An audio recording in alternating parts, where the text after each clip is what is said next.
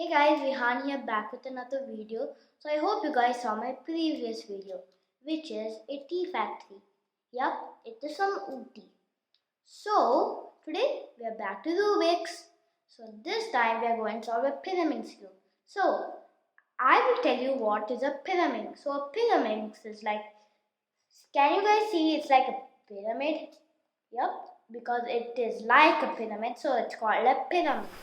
Okay guys, now let's get into a good shuffle.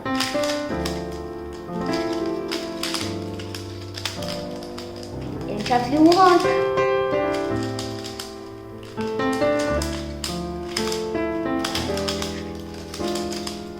Okay guys, so now this is how shuffled Pyraminx looks like. Now let's go into solving it.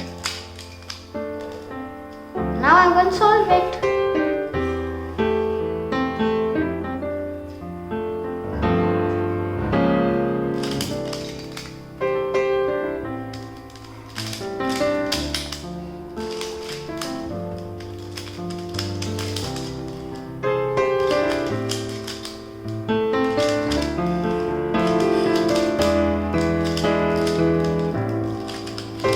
Solved it guys.